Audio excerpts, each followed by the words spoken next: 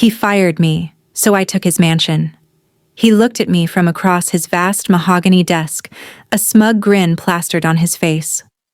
"Let's be honest, Alex," he said, his voice dripping with condescension. "You're disposable." 10 years. 10 years of loyal service, treating his real estate empire like my own, and that was my severance. I was fired for being honest, for pointing out an ethical corner he was about to cut. He called my integrity a liability. But as I walked out of that office for the last time, clutching a cardboard box with a decade of my life inside, I wasn't defeated. I was on a mission. He taught me every dirty trick in the book. And I was about to use them to take what he held most dear, starting with the roof over his head. Mr. Sterling wasn't just my boss. He was my mentor in what I'll call the dark arts of property development. For 10 years, I was his star pupil. I soaked it all up. I learned how to structure deals to make tax liabilities vanish, how to read the fine print on a city ordinance until it bled opportunity, how to use debt as a weapon. He was a master, and I was his prized apprentice. He used to brag that our company didn't just construct buildings. We manipulated the very system they were built on. "Rules are for the people who follow them, Alex," he'd say. "We write them." And I was loyal. I worked weekends, missed vacations, and poured my soul into Sterling Properties. I naively believed my dedication meant something, that it made me indispensable. The project that got me fired was a massive downtown redevelopment. Sterling planned to use a legal loophole to bypass an environmental impact study. It was a classic Sterling move, brilliant, insanely profitable, and ethically bankrupt. During a final review, I voiced my concerns. I didn't yell or accuse him.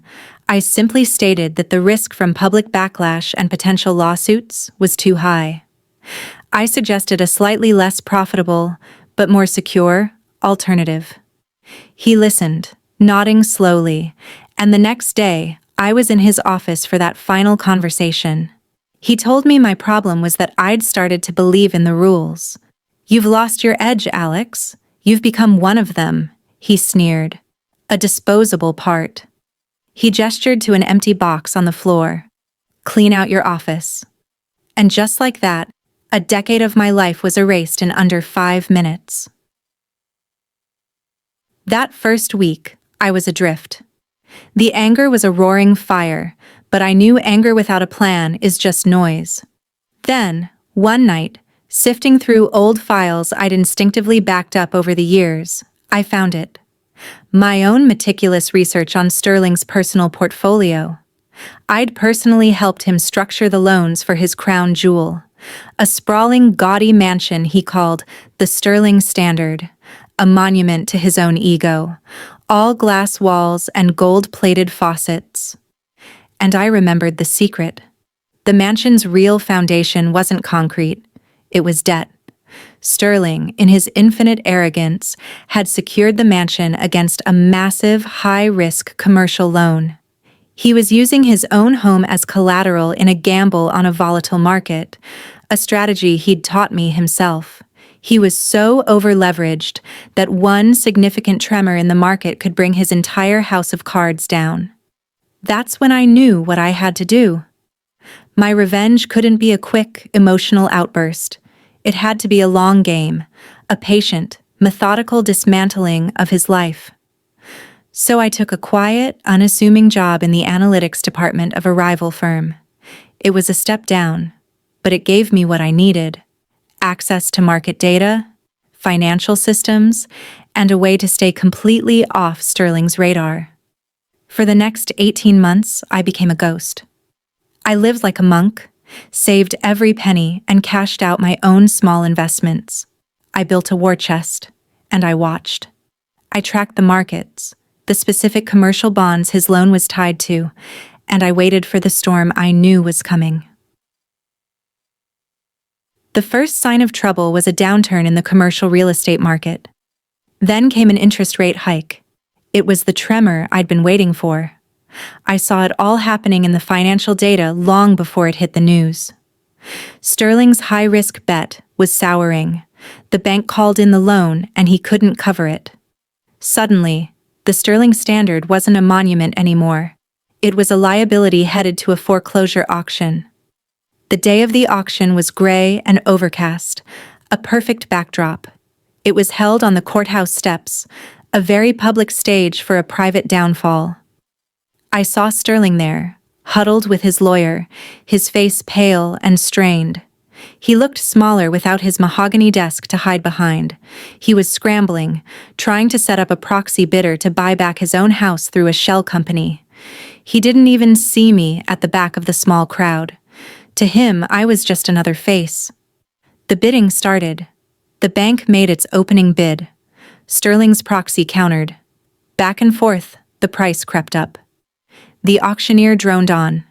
Then he asked, "Any other bids?" Silence. I let it hang in the air for a beat. Then, in a clear, calm voice, I stated my bid.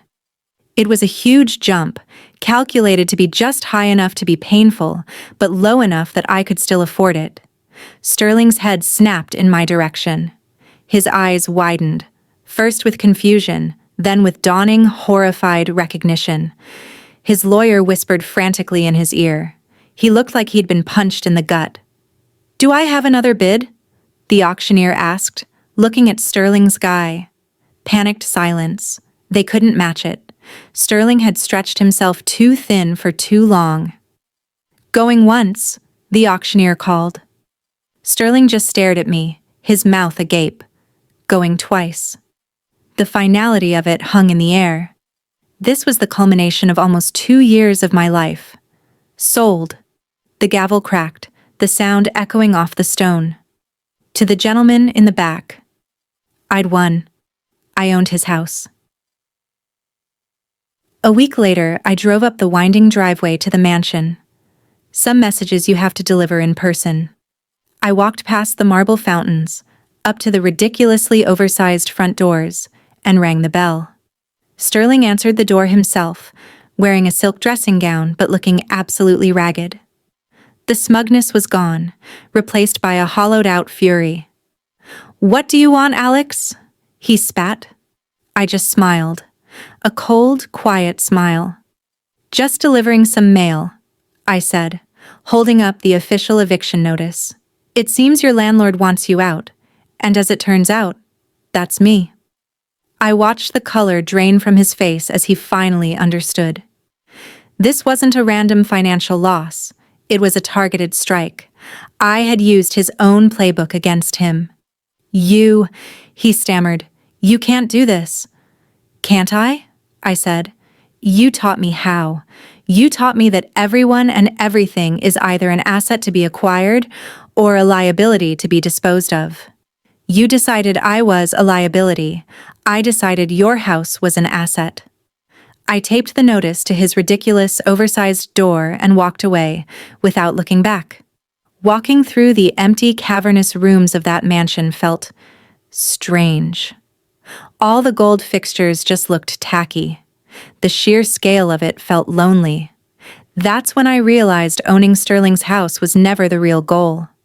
The revenge felt good for a minute, but it was a hollow victory. This house was a monument to greed, and I didn't want it. That's when a new, better plan began to form. This place could be something more. I decided to turn it into a community resource, a financial literacy center for single mothers and families chewed up by the same system Sterling built his empire on. Instead of being a monument to one man's ego, it would become a place of empowerment for hundreds. A few months later, renovations began. Volunteers helped us paint over the gaudy gold leaf with bright, warm colors. We turned his home theater into a classroom for budgeting workshops. The grand ballroom is now a space for childcare and debt counseling. The center provides free workshops on everything from building credit to understanding predatory loans, all the things people need to fight back against the Sterlings of the world. And the ultimate irony? Sterling's ex-wife, whom he left with practically nothing, enrolled in one of our first workshops. Justice, it turns out, has a profound sense of poetry. So no, I didn't just take his mansion. I took a symbol of his corruption and helped turn it into a beacon of hope. And I learned that real power isn't about what you own. It's about taking something broken and building something stronger in its place. So, that's my story. It was a long, hard road, but worth every step. What do you think? Was it justice, or was it just revenge? Let me know your thoughts in the comments below. And if you want to hear more stories about people fighting back against the system, make sure to subscribe. Thanks for watching.